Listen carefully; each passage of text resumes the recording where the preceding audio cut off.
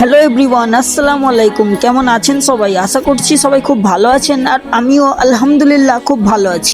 এখন আমি আছি পার্ক সার্কাস স্টেশন, আর আজকে আমি আমার জীবনের আরো একটা নতুন গল্প আপনাদের সামনে শেয়ার করতে চাই।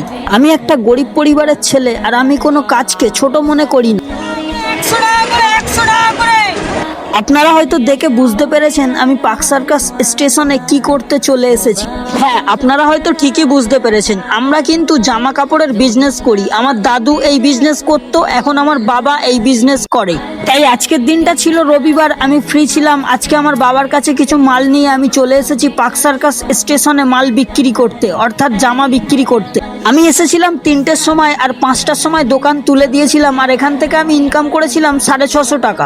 আজকে আমি রোজা করছিলাম, যার কারণে তাড়াহুড়ো করে দোকান তুলে দিতে হয়েছিল 5টা 10-20-র মধ্যে, যেহেতু আমাকে রোজা খুলতে হবে। আর আপনাদের মধ্যে থেকে যদি কেউ জামা কাপড়ের ব্যবসা করতে চান, অর্থাৎ জামা কাপড় কিনতে চান, তাহলে স্ক্রিনে দেওয়া নাম্বারে আমার বাবার সাথে সরাসরি যোগাযোগ করে নিতে পারেন। এবার আমি পার্ক সার্কাস মসজিদ থেকে ইফতার করে নিলাম, যেহেতু আমি রোজা করছিলাম, আর এই মসজিদ থেকে আমি ইফতার করেছি।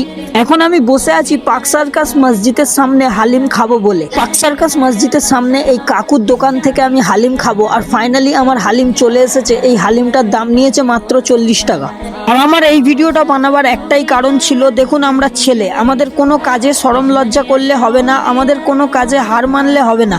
আমরা তো মেয়ে নয় যে বাড়িতে বসে চুরি পরে রান্না বাড়া করবো। তাই আমি সবাইকে একটাই কথা বলতে চাই, জীবনে কোনোদিন যদি উন্নত করতে চান এবং নিজেকে সাকসেস করতে চান, তাহলে বাড়িতে বসে ঘুমিয়ে স্বপ্ন দেখলে হবে না, কষ্ট করতে হবে। আমি বাড়ি আসার জন্য ট্রেনে উঠে পড়েছি, আর আজকে এমনি ব্লগ এতটুকুই ছিল। ততক্ষণের জন্য টাটা, বাই বাই।